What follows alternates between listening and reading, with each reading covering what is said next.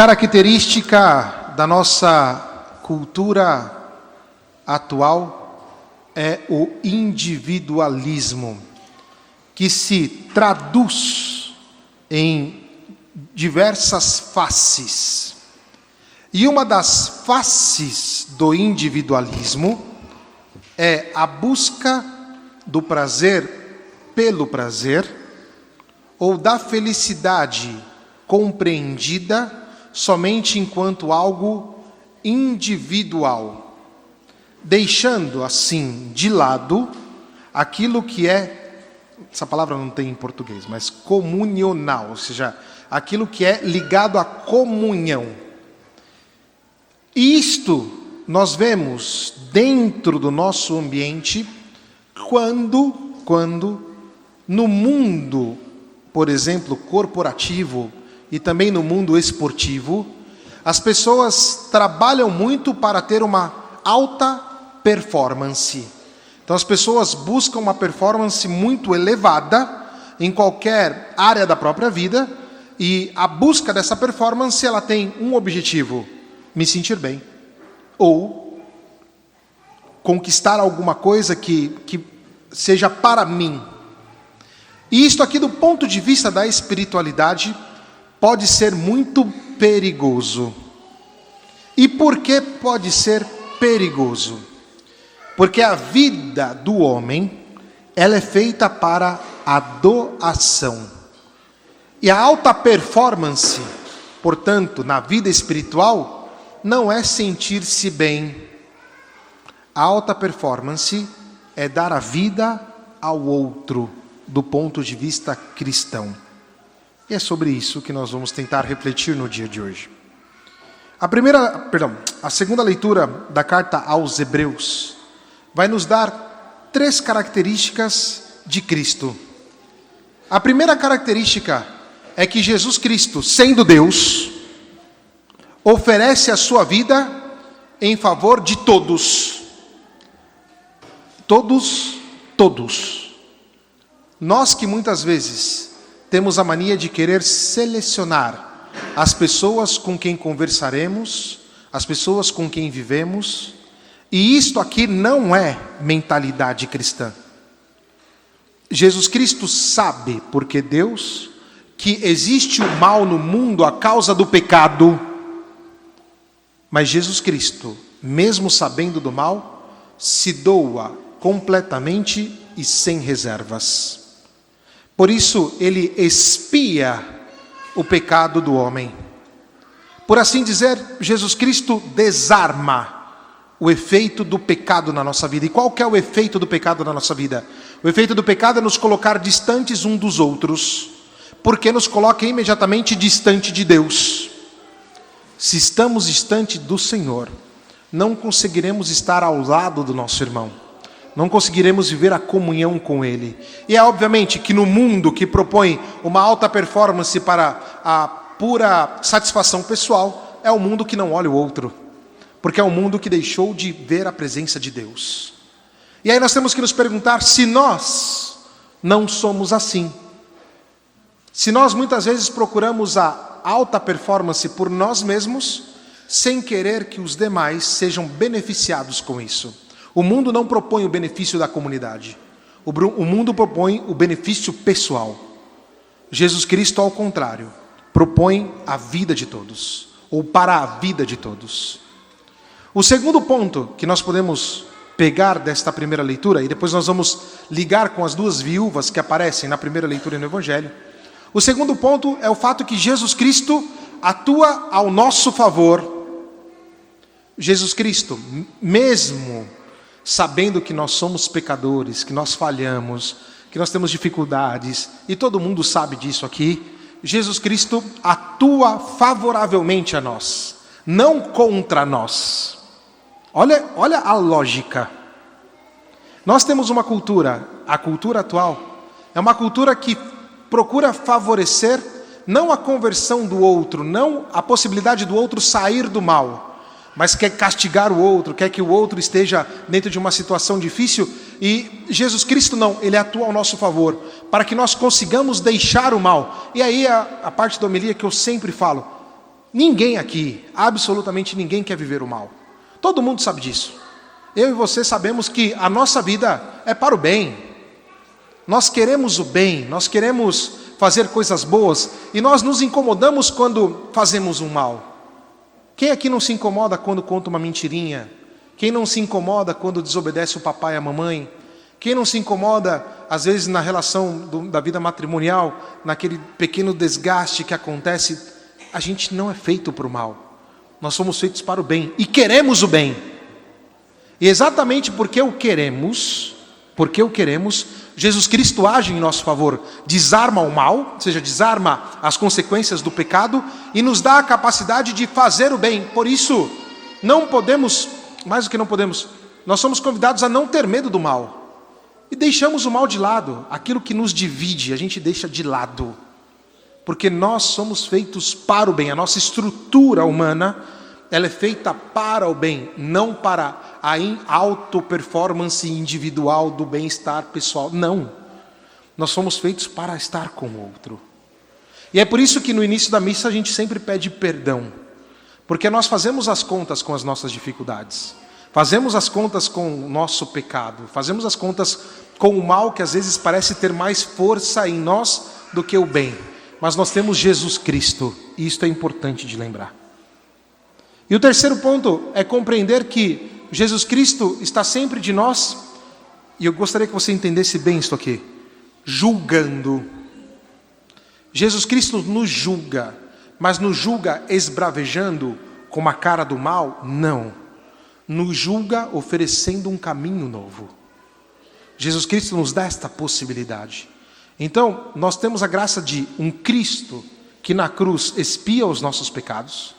Temos a graça de Cristo que age em nosso favor, desarmando as ciladas do mal e a consequência do pecado, que é a morte. E temos Cristo que nos julga com amor.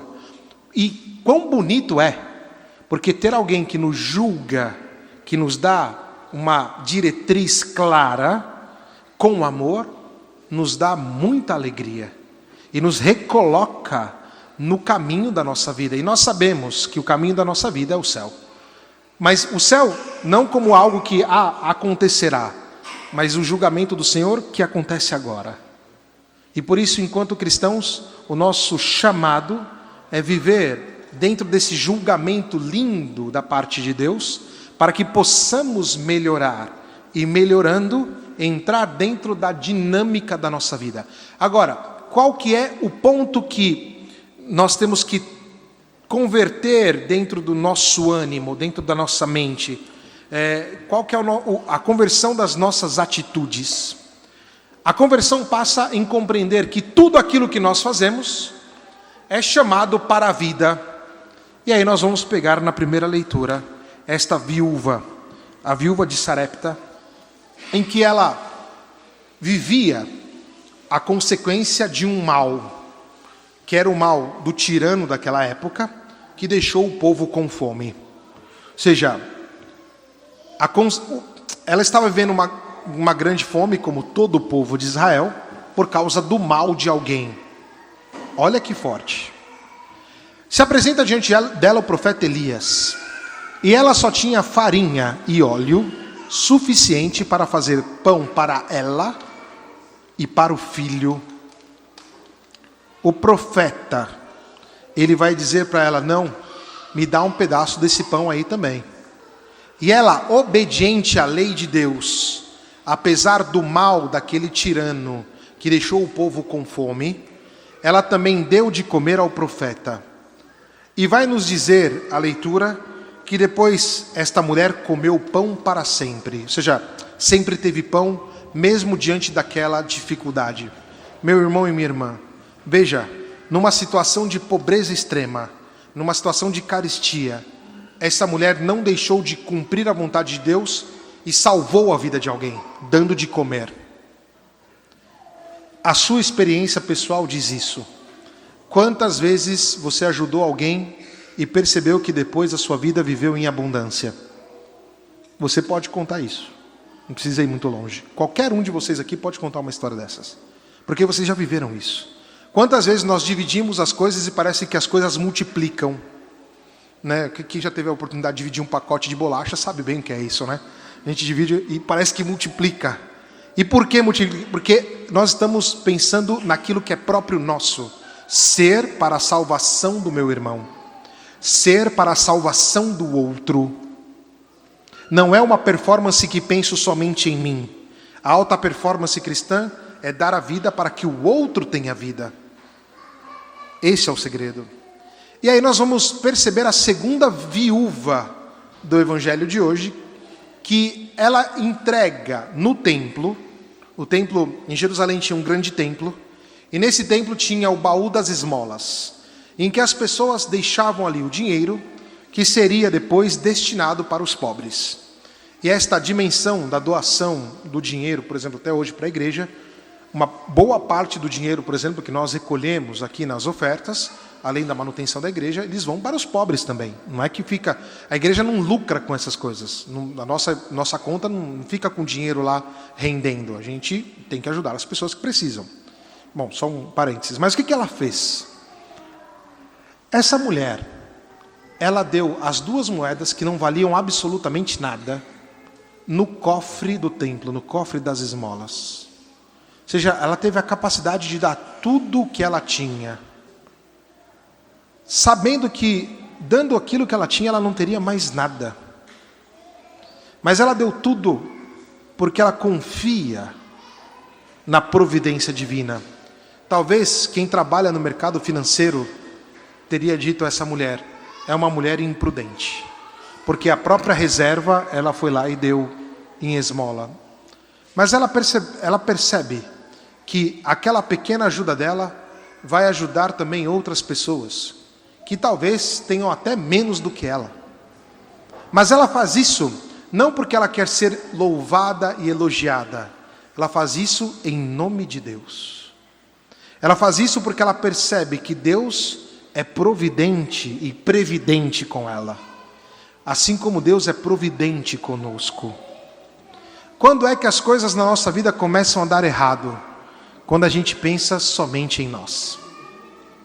Quando as coisas começam a dar certo? Quando nós olhamos para Deus, e porque olhamos para Deus, olhamos também para os nossos irmãos. E a nossa vida ela ganha sentido quando ela é capaz de gerar vida. Quando os nossos atos, quando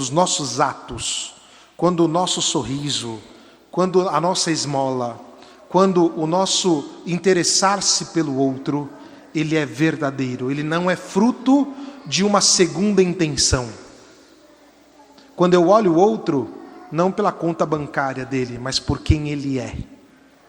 Quando eu olho o outro, porque ele é amado por Deus. E eu serei nesse momento, a pergunta é, será que neste momento eu sou capaz de dar a vida para que o outro também possa ter vida?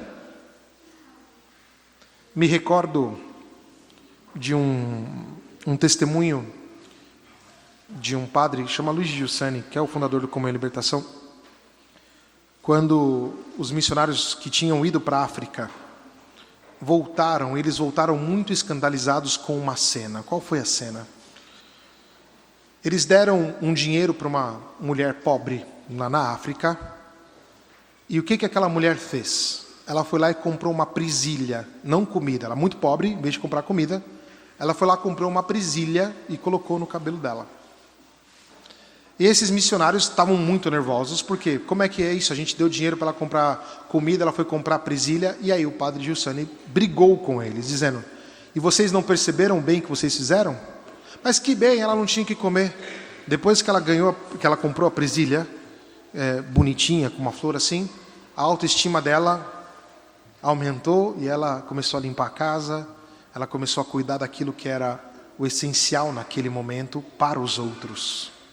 Veja, ou seja, o nosso doar ao outro deve ser um doar de tal modo que o outro recupere a vida dele, que ele consiga entender a profundidade da existência dele.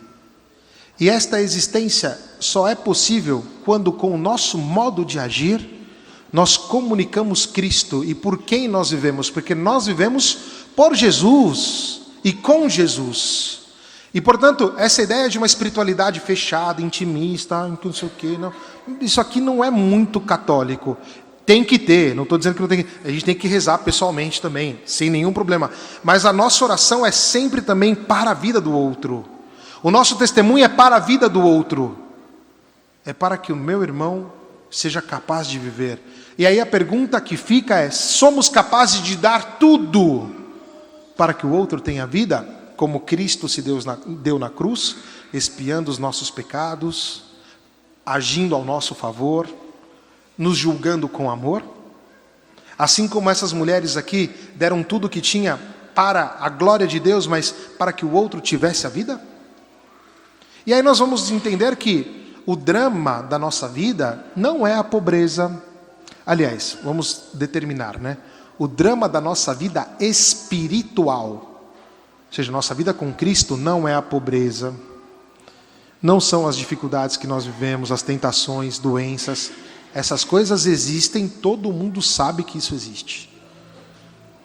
O drama da nossa vida espiritual é: será que somos capazes de dar tudo para Deus? E dando tudo para Deus, somos capazes de dar tudo para nossos irmãos? Essa é a pergunta que fica para nós hoje. Será que o nosso modo de viver é uma alta performance espiritual, tão alta, capaz de dar a vida e gerar a vida?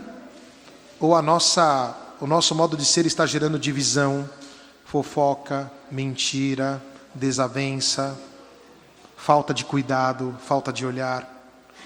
E será que as pessoas, ao nos verem no mundo, conseguem compreender que nós somos cristãos pelo nosso modo de agir? Ou será que nós estamos agindo de maneira desconectada e incoerente com aquilo a que somos chamados? As duas viúvas de hoje no Evangelho nos ensinam isso. Então, penso que a pergunta que nos sobra e a nossa tarefa cristã é essa: sermos agentes capazes de gerar a vida. E como fazemos isso? Doando tudo aquilo que nós temos, tudo aquilo que nós somos. Termino só com esse exemplo. E não pense só lá no teu trabalho, talvez na sua casa. Nós sabemos disso. Muitas vezes em casa nós não temos esta capacidade de uma doação total. Estamos pensando somente em nós mesmos. Quebremos o nosso egoísmo. Quebremos a nossa solidão. Despedacemos a nossa individualidade. No sentido, nosso individualismo, não individualidade, perdão. Despedacemos o nosso individualismo. Despedacemos o nosso egoísmo. Porque uma vez que isso se despedaça, isso se torna comunhão. São pedaços para os outros. E é isso que se espera de nós. Penso que o recado é exatamente esse no dia de hoje. E que possamos, com muita audácia, dar um testemunho capaz de gerar a vida e dar tudo nas mãos de Jesus. Porque o tudo nas mãos de Jesus se torna super abundante. Que Maria Santíssima nos ajude. Que assim seja. Amém.